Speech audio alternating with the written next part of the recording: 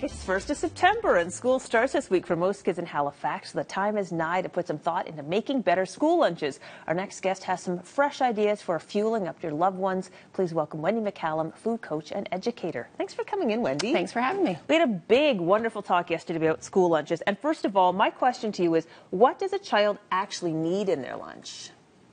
Yeah, that's a great question. Really, it's not that complicated. In my house, the rule is always one fruit and one veggie, and I think that's a really great place to start with your kids. So if you've got children that are just starting this year, make that your kind of fundamental rule and then go from there. You also need to make sure you have some protein in there to keep them full, and it's usually a good idea to throw something that's whole grain in there and maybe a little healthy fat if you can figure out how to get it in. All right, so let's take a look at a lunch that's working.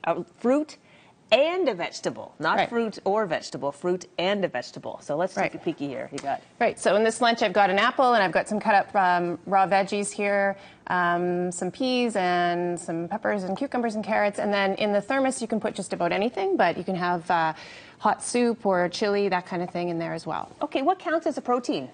Oh, there's lots of different options for proteins in lunches, and we tend to get a bit bogged down. We always put the same thing in there. It's usually meat in the sandwich, but you can use things like I've got some cut up chicken in this little deli box over here, hard-boiled eggs, or like I said, you can use something in a chili or a soup or stew. So if you have something with some beans in it, as in the case of the chili, or maybe some chicken in a soup. Okay.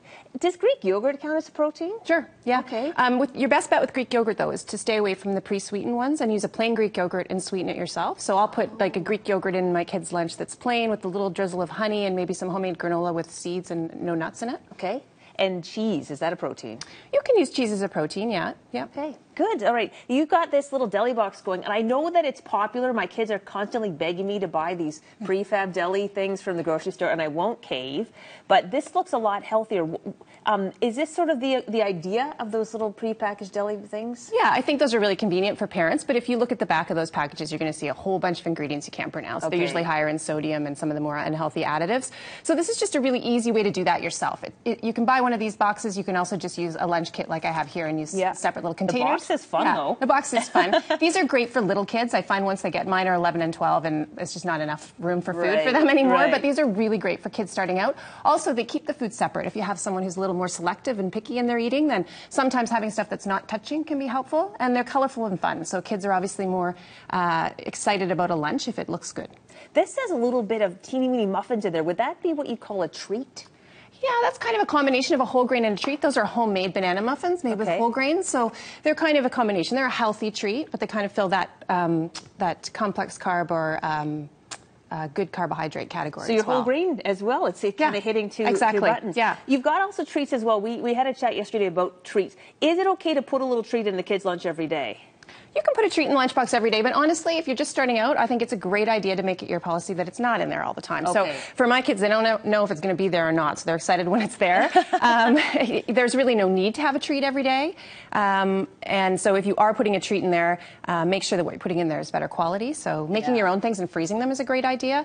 And you can just have, a bag of frozen, pre-wrapped stuff in your freezer, throw it in. Usually you don't even need to defrost it. By the time the kids go to eat it, it's defrosted on its own in the lunchbox. Perfect. So yeah, I think that prepping, we were talking about that yesterday as well, like having a little forethought to buy the healthy things, make the healthy things, and kind of put them in the freezer, get them all ready. Yeah, no, the prepping is totally key. If you're not organized for school lunches, first of all, when you go to the grocery store, you won't buy anything that you need to go in school lunches. Yeah. And really, the key to not having to rely on those processed convenient foods as much is to make stuff in advance and have it frozen. Perfect. Yeah. Save money, too. Okay, my last question, we've only got about a minute, is many times I've spent the time and the money to have these healthy lunches, and they come back and there is not one bite taken out of anything. Yes, that's a common frustration, happens all the time, especially with younger kids starting out at school.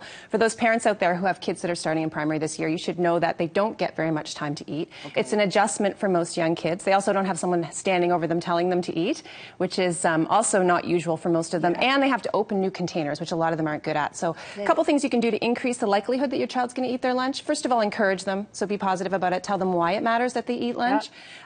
Give them containers they can open, or practice opening containers before they start school. Good. And, the other thing we tend to do as parents is if they're not eating their lunch, we put everything we can think of in there. And when they open up their lunchbox, they're totally overwhelmed. So that backfires.